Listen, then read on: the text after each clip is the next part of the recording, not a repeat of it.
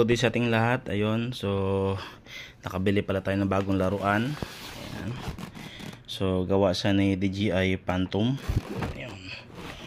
Ayan yun, yung isang battery nakalabas. Okay, so kasi nakalabas siya, na testing ko na siya kanina.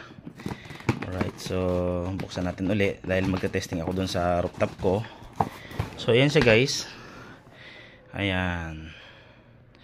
So meron tayong mga gamit sa pag nag-outing kami or nag-out of town. Meron tayong pang vlog kasi meron itong kasamang camera. Alam niyo naman pag sinabing DJI, magandang quality ang mga drone na yan. Ayan. So na-testing ko na rin siya, kaya sobrang suwabe. Malaki siya pero ang kaganda sa laki niya, lumalaban siya sa malalakas na hangin. Stable siya.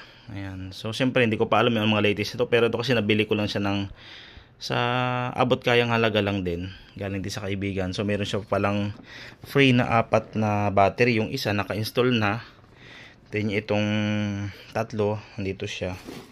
Ayan. So meron na rin siyang remote control na, then may apps. Ayan.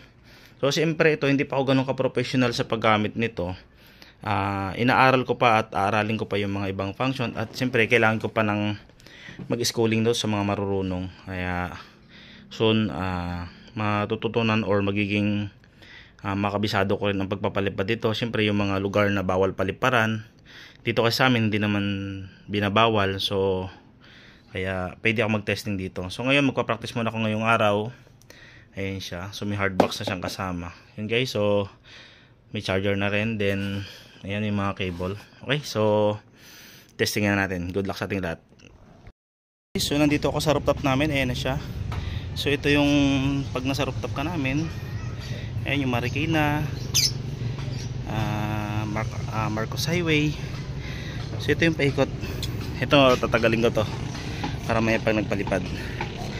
Ito yung lugar namin. Ayan siya. So mabubuyo natin ang gamit mamaya yung ating drone. May mga ibon din pala ako ditong alaga para minsan pag na-stress, ayan, pwedeng libang-libangan, panoorin, pakain. Okay, so doon na tayo, bubuksan natin yung ating then siset up na natin siya, then tatanggalin na rin ito. Ayan, para pag lumipad di siya sumabit dyan. Okay, ito na siya guys. Ayan, dyan na siya mamaya dadaan dyan. So yun, sa LEC pa lang to guys, may tamang pagkakabit. Tinuro din sa atin ng pinagbila natin kanina. May mga color coding siya. Pag black, sa black na arrow.